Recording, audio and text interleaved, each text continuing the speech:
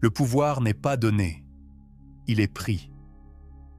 Alors que la plupart des philosophes ont passé des siècles à débattre de ce que le monde devrait être, un homme s'est concentré sur son fonctionnement réel. Nicolas Machiavel a dépouillé toute prétention morale pour révéler les mécanismes bruts du contrôle humain. Ses observations étaient si dérangeantes que son nom est devenu synonyme de ruse maléfique. Pourtant, aujourd'hui, ces techniques façonnent silencieusement la politique, les affaires et même vos relations personnelles. Ce que Machiavel a découvert n'est pas seulement la façon dont les dirigeants contrôlent les nations, mais comment les êtres humains peuvent être dirigés, influencés et, oui, manipulés. Aujourd'hui, nous explorerons la sagesse interdite que les puissants ne veulent pas que vous compreniez, les mécanismes réels du contrôle qui sont restés inchangés depuis 500 ans. La vérité sur la nature humaine. Le génie de Machiavel n'était pas dans la création de tactiques de manipulation, mais dans sa vision claire de l'humanité, sans illusion. Alors que ses contemporains décrivaient les humains comme ils souhaitaient qu'ils soient, Machiavel décrivait les gens tels qu'ils sont réellement. Les hommes sont si simples d'esprit et si dominés par leurs besoins immédiats qu'un homme trompeur trouvera toujours beaucoup de gens prêts à être trompés. Cette observation forme le fondement de la pensée machiavélique.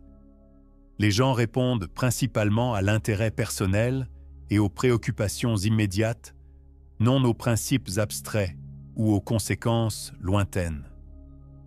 La sagesse conventionnelle nous dit que les humains sont des êtres rationnels et cohérents qui prennent des décisions basées sur une réflexion attentive.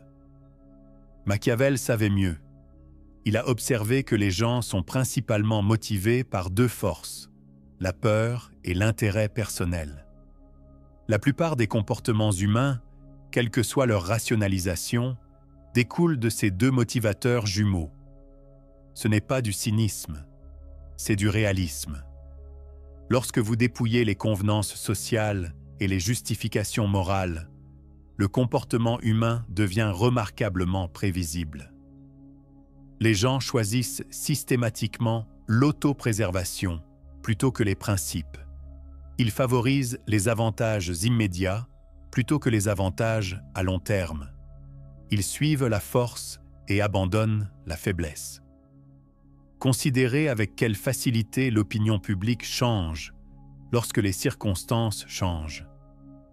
La même population qui exige la guerre après une attaque protestera pour la paix lorsque les pertes s'accumulent. L'employé qui fait l'éloge de la direction en public la critique en privé. L'ami qui promet une loyauté éternelle disparaît lorsque vous soutenir devient incommode. Machiavel ne jugeait pas cette incohérence humaine. Il la reconnaissait simplement comme le terrain sur lequel opère le pouvoir. Comprendre ce terrain vous donne une carte que les autres n'ont pas.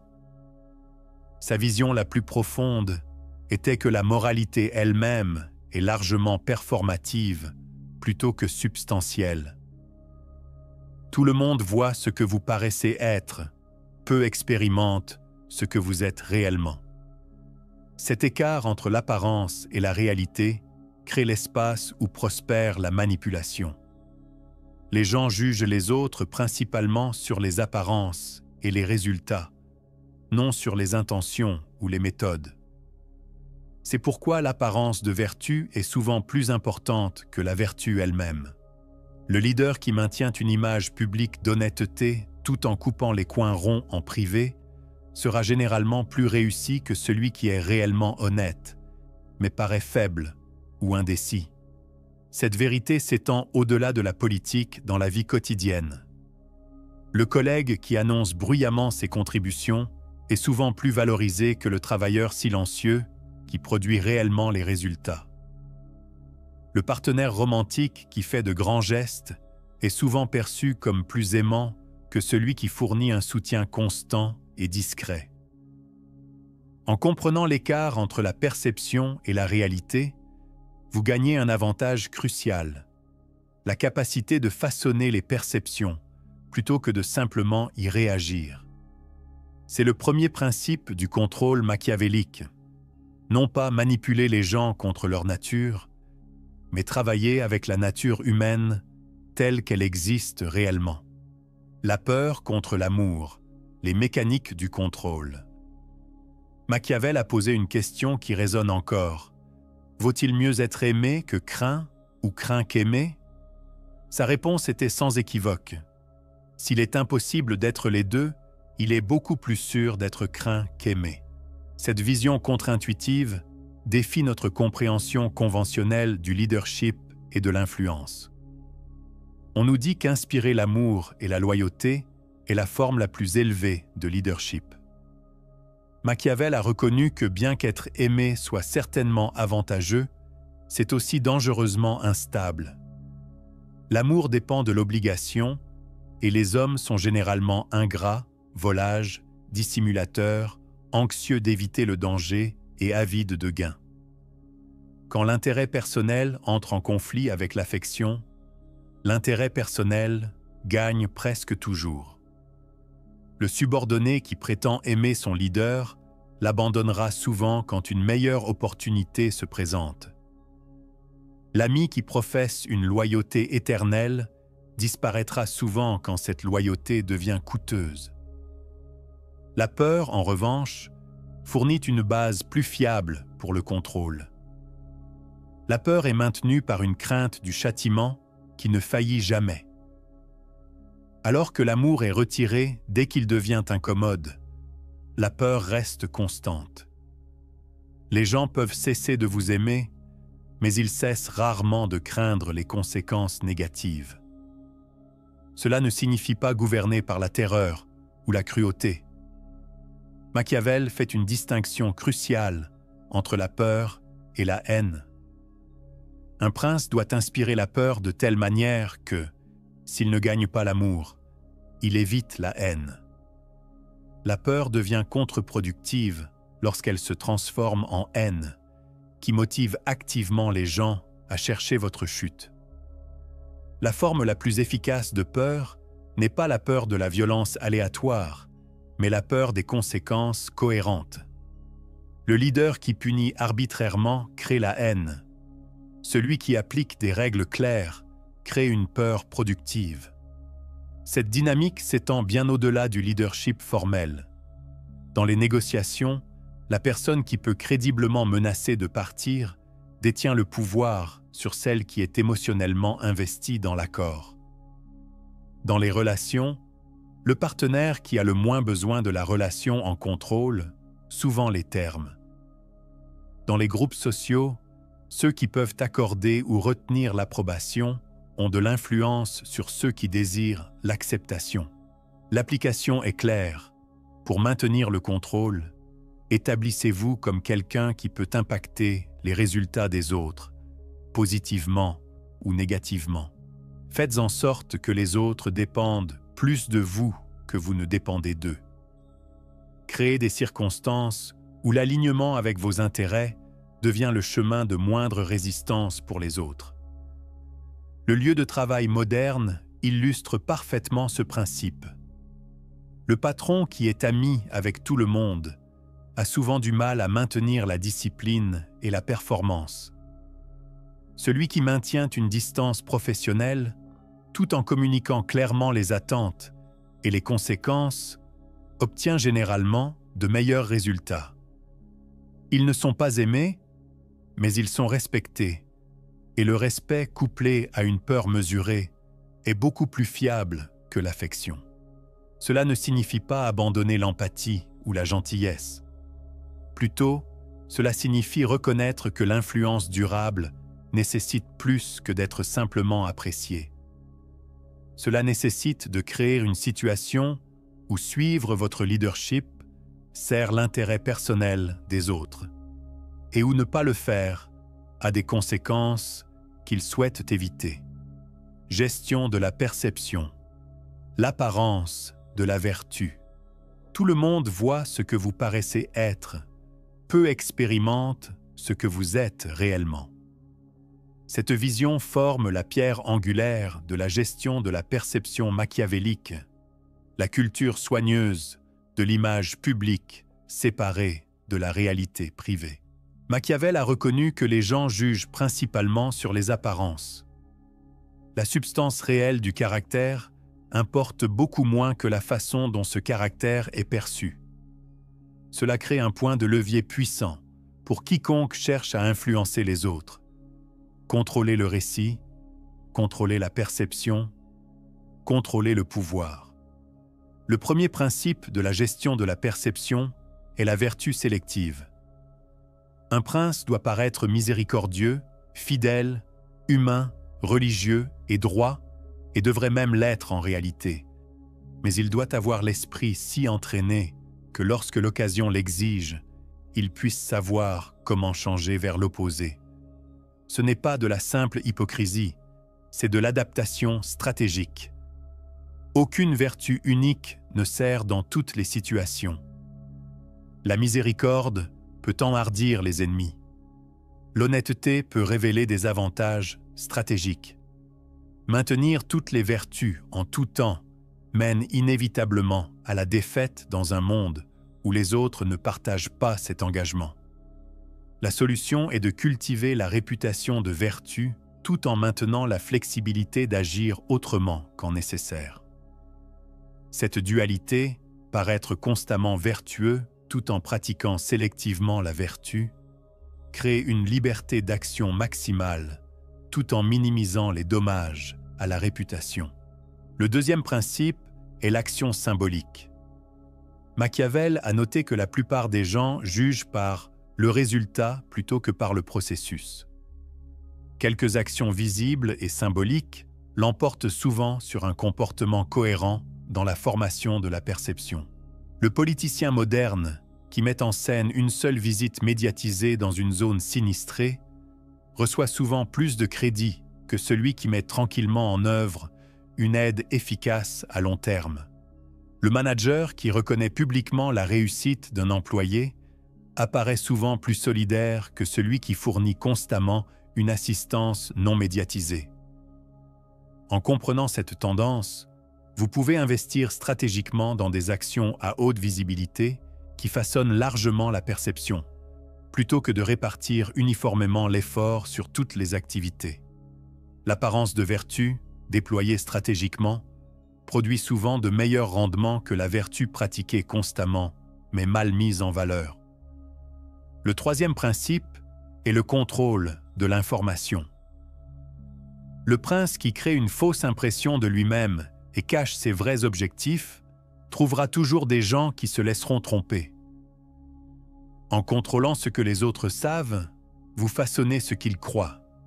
Cela ne signifie pas nécessairement mentir, ce qui risque une exposition catastrophique, mais plutôt un accent sélectif et un timing stratégique de la vérité.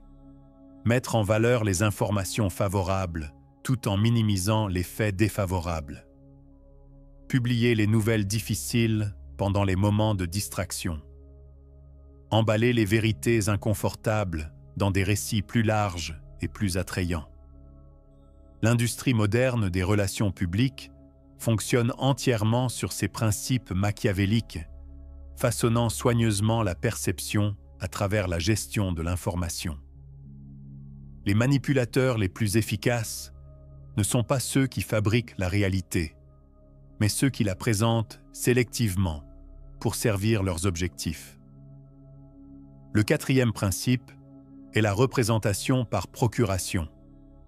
Les princes devraient déléguer les tâches impopulaires à d'autres, tout en dispensant eux-mêmes les faveurs. En vous associant personnellement aux actions positives, tout en vous distanciant des négatives, vous façonnez la façon dont les gens expérimentent votre influence.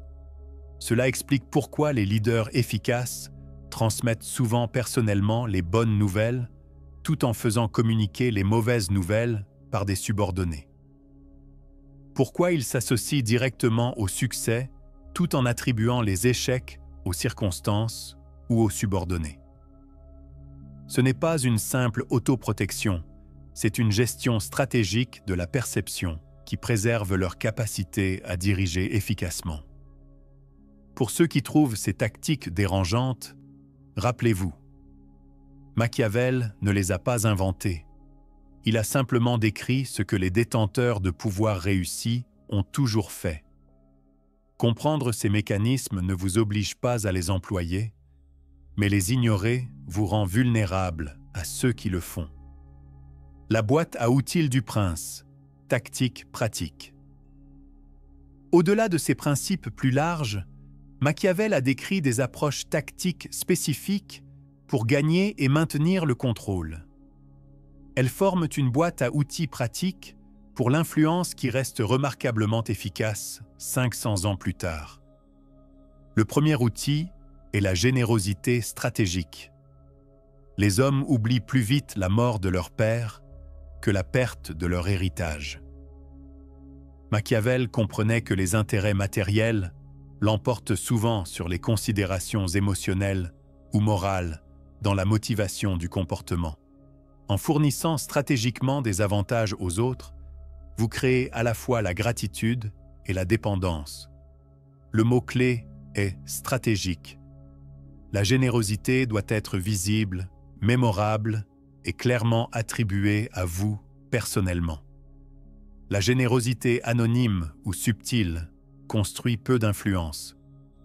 Les avantages devraient aussi créer un alignement continu entre les intérêts du bénéficiaire et les vôtres. Cela explique pourquoi les leaders efficaces s'assurent que leurs équipes savent exactement qui remercier pour les bonus, les promotions ou les opportunités.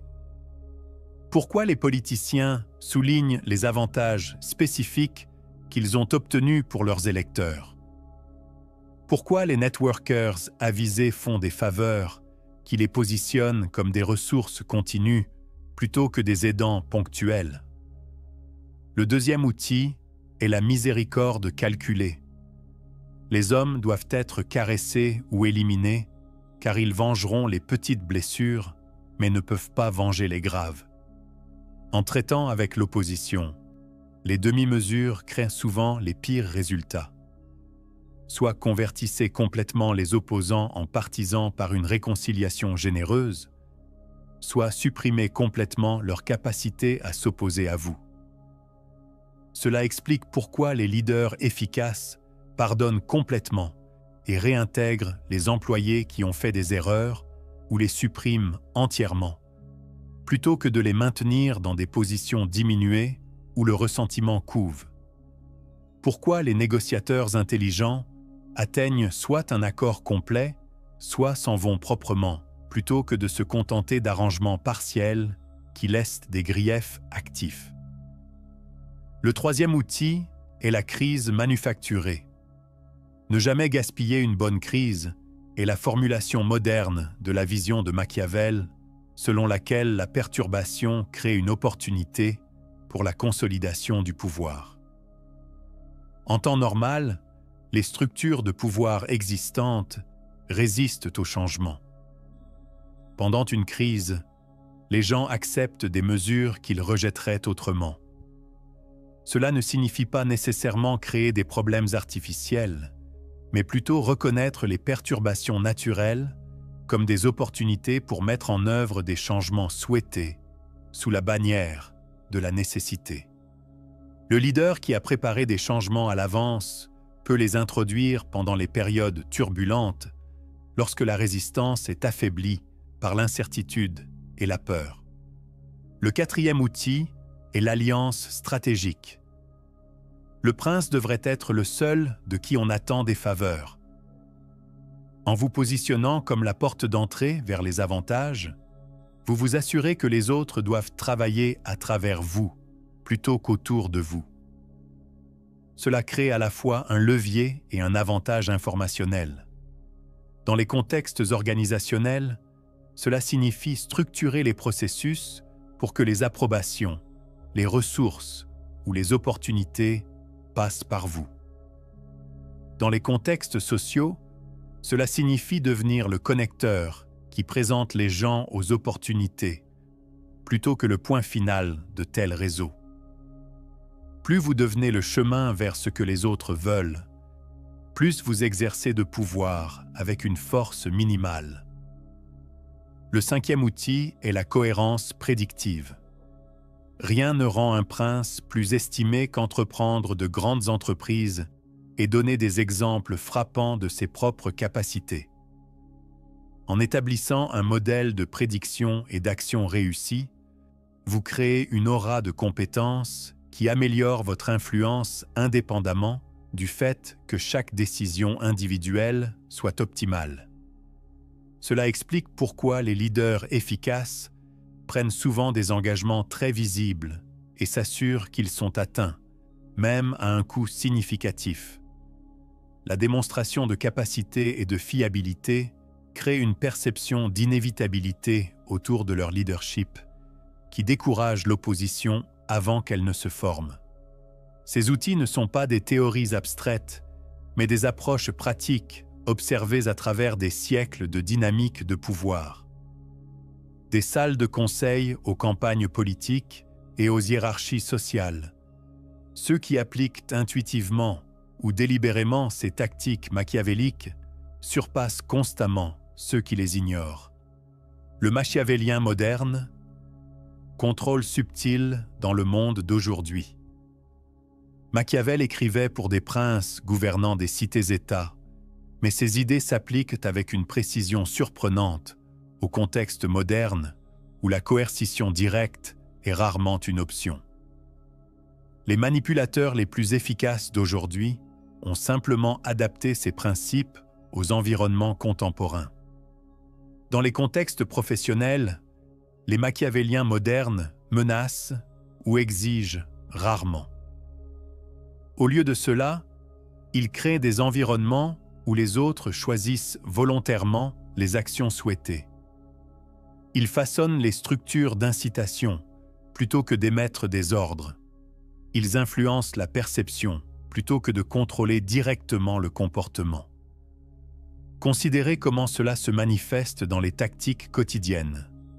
Le courtier d'informations stratégiques n'accumule pas toutes les connaissances, mais partage sélectivement les informations qui façonnent les décisions des autres, tout en paraissant transparent. Ils ne mentent pas. Ils soulignent simplement certaines vérités, tout en minimisant d'autres. Ils chronomètrent les révélations pour un impact maximal, plutôt qu'une divulgation immédiate. Le machiavélien de bureau ne mine pas ouvertement les rivaux, mais s'assure que leurs succès sont attribués à la chance ou à l'effort d'équipe, tandis que leurs échecs reçoivent une attention ciblée. Ils ne répandent pas de rumeurs, mais posent des questions innocentes qui sèment le doute. Je suis sûr qu'il y a une bonne explication pour laquelle le projet Johnson a encore manqué son échéance. Le manipulateur social n'exige pas la conformité, mais crée des situations où le comportement souhaité devient le chemin de moindre résistance. Ils exploitent la pression sociale plutôt que l'autorité personnelle. Tout le monde a déjà accepté de contribuer. Le contrôleur de relations ne fait pas de menaces explicites, mais s'assure que son partenaire comprend les conséquences de la non-conformité à travers des rappels subtils de dépendance. Je suis si content d'avoir pu t'aider avec cette introduction professionnelle. Ces applications modernes partagent des éléments communs, pression indirecte plutôt que directe, déni plausible, levier plutôt que force, et gestion de la perception plutôt que contrôle manifeste. Le point de fer porte maintenant un gant de velours, mais les mécaniques sous-jacentes restent reconnaissablement machiavéliques. Ce qui rend ces approches particulièrement efficaces est qu'elles opèrent sous la conscience. La plupart des gens reconnaissent et résistent à la manipulation évidente, mais restent vulnérables aux formes plus subtiles, qui déclenchent des réponses automatiques plutôt qu'une considération délibérée. La tactique machiavélique moderne ultime pourrait être la méta-manipulation, créer la perception que les gens font des choix libres tout en contraignant réellement leurs options et informations pour produire des décisions prévisibles. En préservant l'illusion d'autonomie tout en dirigeant les résultats, les influenceurs modernes obtiennent le contrôle sans déclencher de résistance. Cela explique pourquoi les leaders efficaces présentent souvent des décisions prédéterminées comme des processus collaboratifs. Pourquoi les marketeurs créent de faux choix qui mènent tous à l'achat. Pourquoi les négociateurs offrent des concessions sur des points mineurs pour obtenir un accord sur des points majeurs tout en paraissant flexibles. Pour ceux qui s'inquiètent d'être manipulés, la conscience fournit la meilleure défense. Comprendre ces mécaniques ne vous rend pas immune à eux, mais vous permet de reconnaître les tentatives de manipulation et de faire des choix plus conscients sur la façon de répondre. La question pratique n'est pas de s'engager ou non avec les tactiques machiavéliques, mais comment s'engager avec elles. Le rejet aveugle vous laisse vulnérable. L'acceptation sans critique risque le compromis moral. Le chemin du milieu, comprendre ces dynamiques sans être contrôlé par elles, offre l'approche la plus durable pour naviguer dans un monde où les principes machiavéliques opèrent, qu'ils soient reconnus ou non. Si vous trouvez ces idées précieuses, envisagez de vous abonner à notre chaîne. Nous explorons régulièrement ces idées philosophiques qui offrent une sagesse pratique pour naviguer dans les complexités de la vie. Maintenant, concluons avec quelques réflexions finales sur l'éthique de la pensée machiavélique. Les idées de Machiavel soulèvent une question inconfortable. La compréhension de la manipulation est-elle en soi une forme de corruption? Voir clairement comment fonctionne le contrôle mène-t-il inévitablement à utiliser cette connaissance pour l'intérêt personnel? Sa propre réponse était plus nuancée que beaucoup ne le réalisent.